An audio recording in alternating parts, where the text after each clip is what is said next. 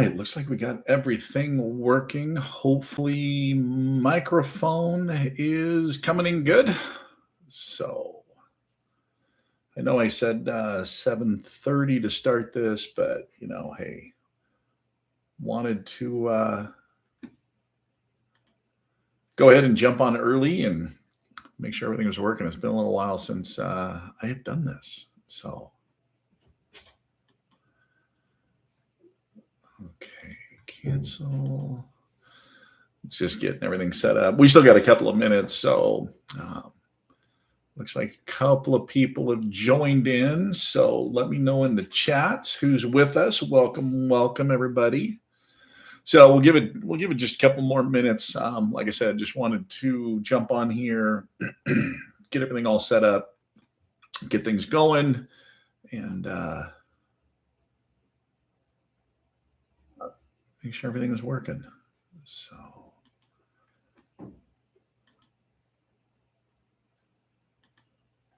Okay, so we're going to do this real quick.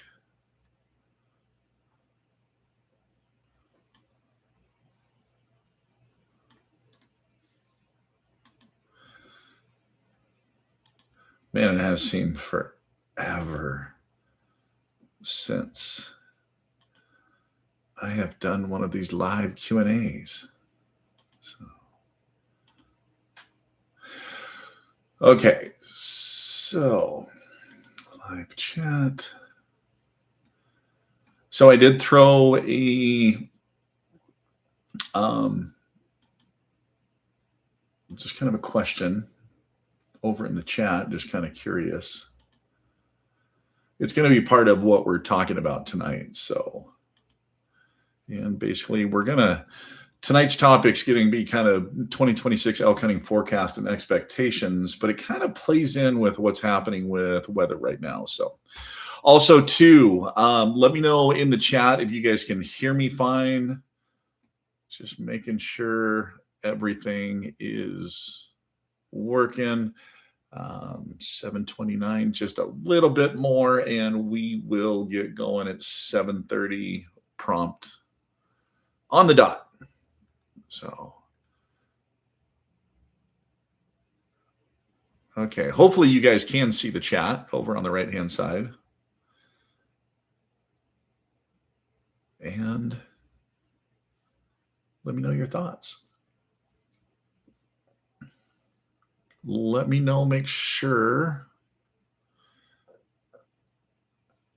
you can hear me okay.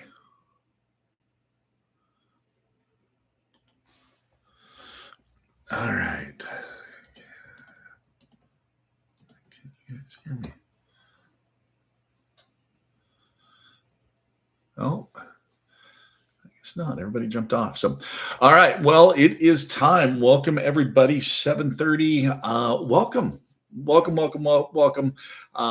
Batiste with Elk Calling Academy. This is Wapiti Wednesday Live Q&A. So what I want to do on this one was just kind of jump on here and talk about 2026 elk hunting forecast and projections. But it is, kind of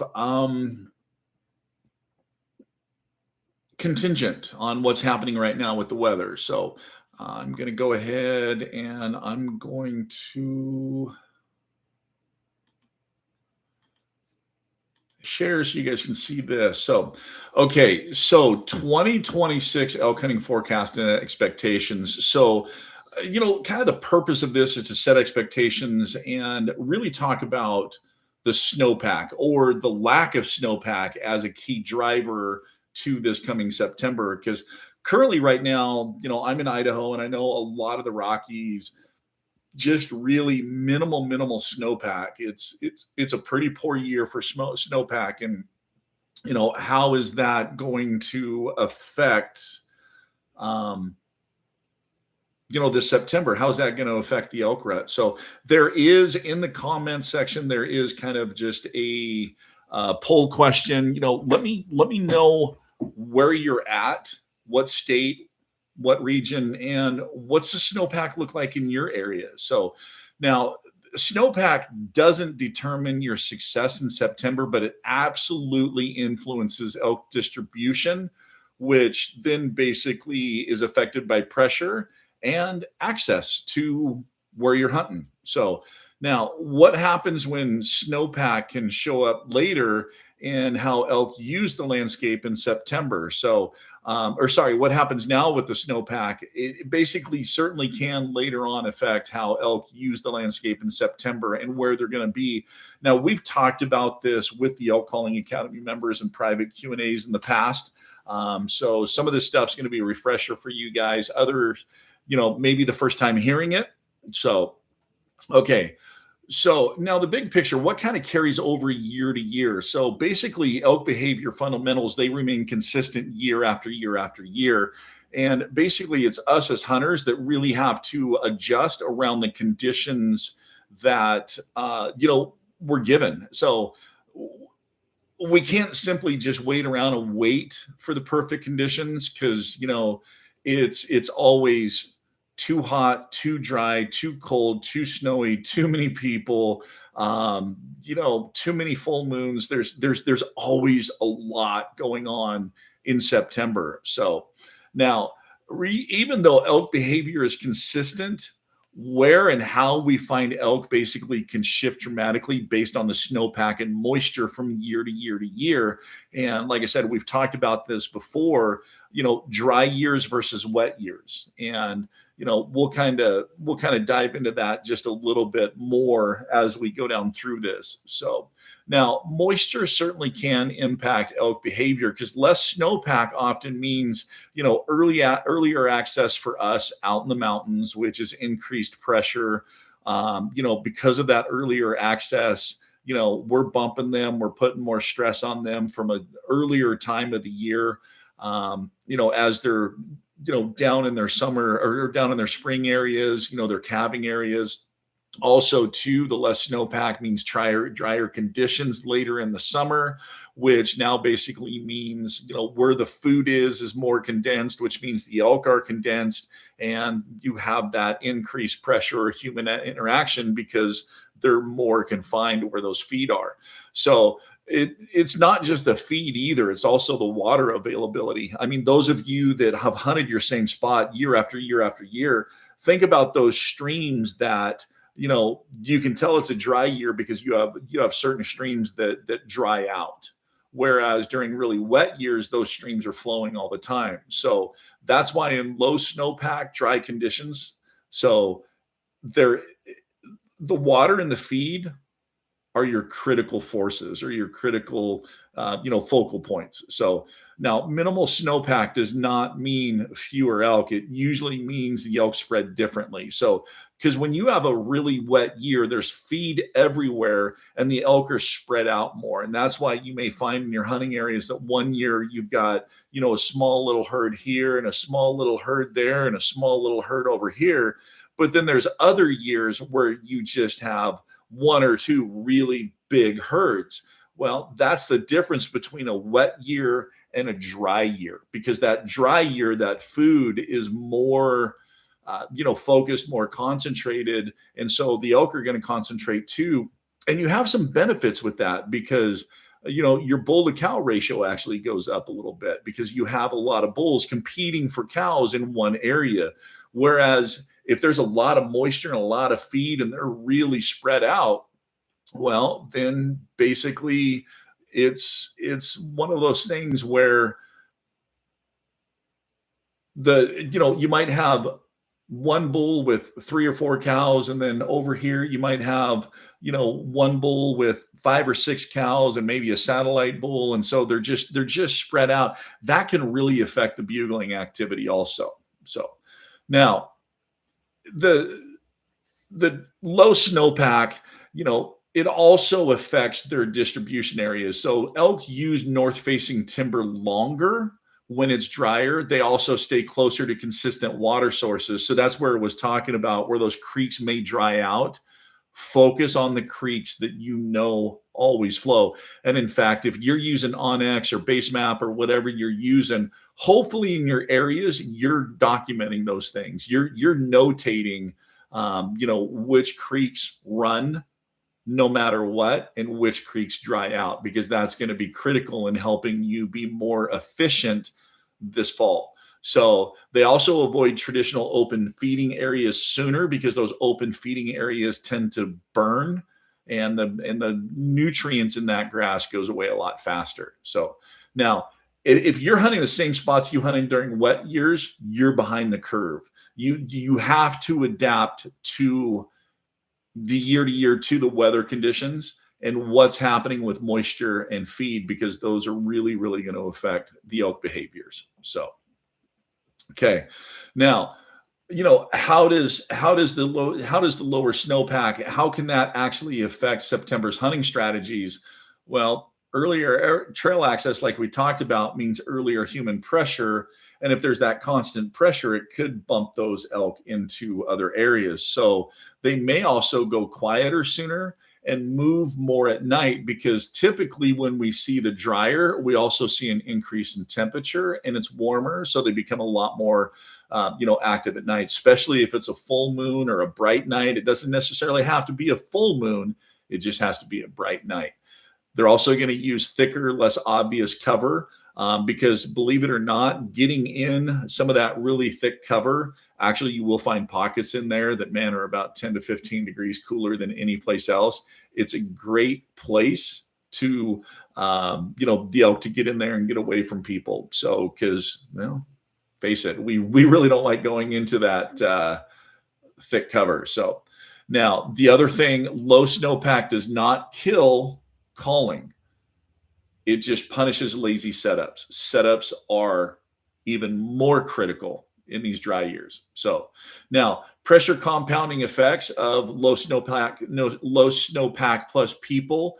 So snowpack directly ties to pressure. So like I said, earlier access, roads opening up, more preseason scouting, more cameras getting put out farther up on the mountain, more boot tracks, just a lot more interaction. So that constant pressure, it's not about the numbers, it's more about the frequency and predictability. So that's where that frequency and predictability is, you have a routine that you're coming in for the cameras, so many days, you always come in the same path, you always do the same. So elk clue in on those patterns also of predators and preys and human interactions. And so they do pay attention to that. So now the calling implications, so bulls may still respond, but you have shorter response windows and less tolerance for mistakes. So there's more need for subtle communication, low audible sounds that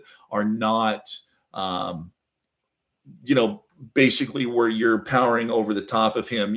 It's more matching his intensity and being just below it a little bit, making sure that you're not going up over the top. So now, rutting expectations, reality check. So rut timing, does change just a little bit. The thing that changes really is rut visibility. So in dry years, they may not move as much during the daylight. So because like we talked about, less water, less moisture, less feed, higher temps, they're going to become more nocturnal. And so you really have that early morning, late evening windows to really hit it. So, and this is where that silent rut misconception always comes in. And you see it a lot in dry years where people are like, man, the rut was just really silent, really quiet. They were vocal. It was just middle of the night. So, just like I said here, the rut isn't late. It's just harder to see when conditions are dry and there's a lot more pressure out there. Now, what kind of calling strategies can we do and what can we focus on? So setup precision. Your setups are always critical, but in dry, low snowpack years, your setups are even more critical. The being precise about it is really dead on. Really, the wind discipline, always making sure on that wind. And also, your entry and exit routes, really double checking those and make sure also your entry and exit routes with how you are, coming in.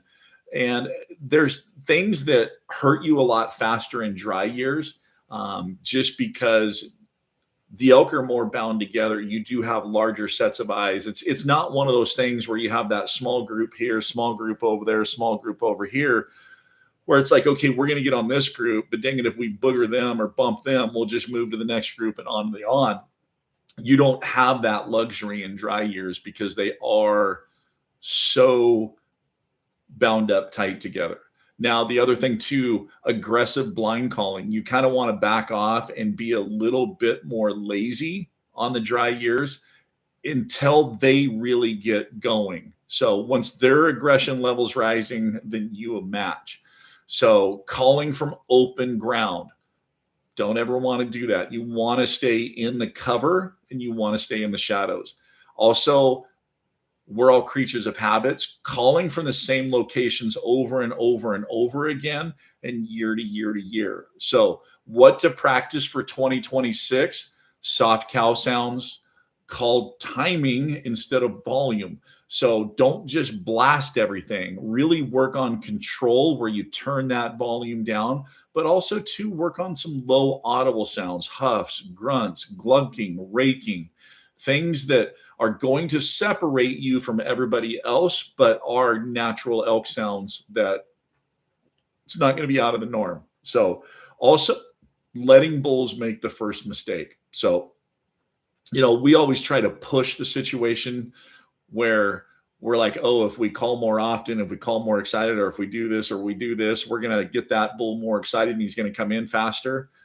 It's not really the key. In fact, in dry years, elk reward patience and punish impatience. So stay nice and calm, slow, let it develop. Don't try to rush things. Let that bull make the mistakes. So now some common mistakes: hunting water without considering pressure. Remember, water's more condensed, so you're not the only person that's going to be focusing on water. Now, all of a sudden, remember up top where we talked about the frequency and the predictability of pressure.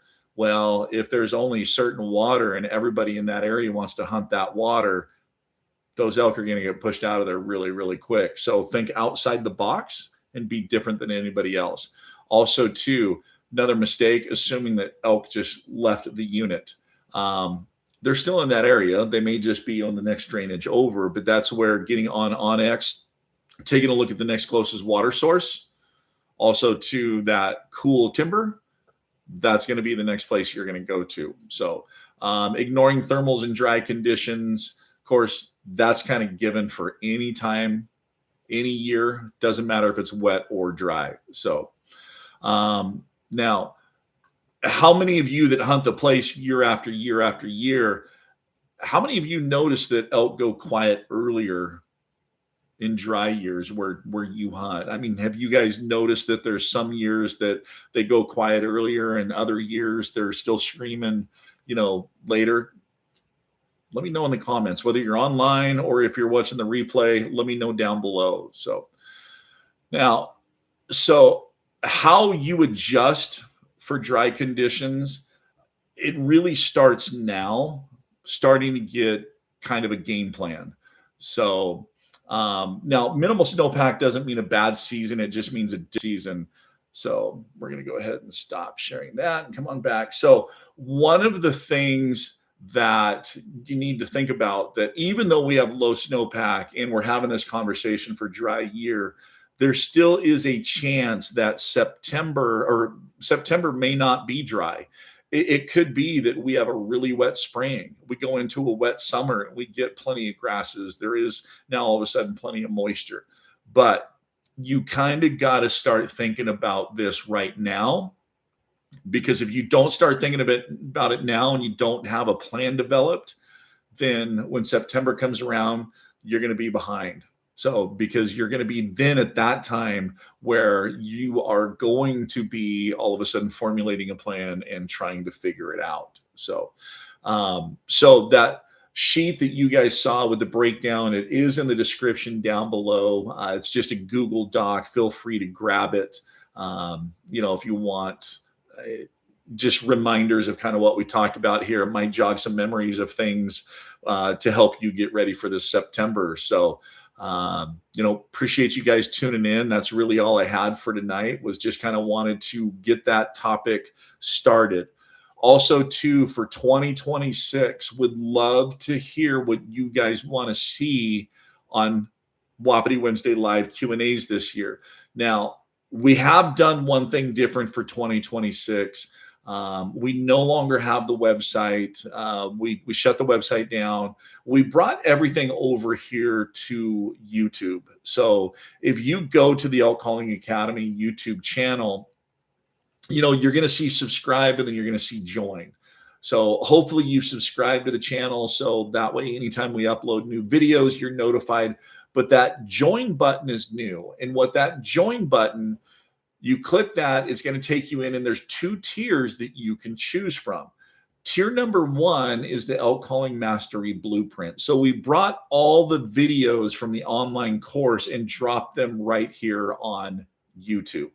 So it is monthly. I think it's $6.99 a month or something like that. I think $6.99 a month, but you get full access to, I think there's 92 or 93 instructional videos in there. I've got some more that I'm going to be filming this summer, kind of some new gear, kind of some updated things with elk behaviors kind of changing a little bit. So anyways, you get access to all that. Tier number 2 is Wapiti Wednesday Live Q&A. Now, this one I did do public, but starting in February, it's going to be in only in that tier for those people that have joined and subscribed to that. I think that one's $6.99. One of them $6.99, one of them $7.99. But the live Q&A gets you in. So we do 2 live Q&A sessions a month. It gets you into those live Q&A sessions, but also, too, it gets you access to about 4 or 5 years worth of live Q&A sessions, including the last few years where it has been done private for the ECA members on the website. So 2 tiers, 2 options. The Elk Calling Mastery Blueprint, which is all the instructional online course where I take my 30 plus years of hunting elk on public land and just spill all that. It teaches all of the elk vocalizations, both on a diaphragm read and an external read. Also opens up the playbook. I teach you about the, curious calf routine, the inviting cow routine, the breeding sequence. So pretty much everything that we do every September that's made us ultra successful, just opening up that book and teaching it to you guys. So as always, guys, appreciate you tuning in. As always, keep calling, keep practicing. More importantly, though, have fun. Hope you enjoyed this. Remember, hit that description down below, grab that Google Docs, and we'll see you guys in 2 weeks on the next Wapiti Wednesday Live Q&A. Thanks for tuning in, everybody. Good night.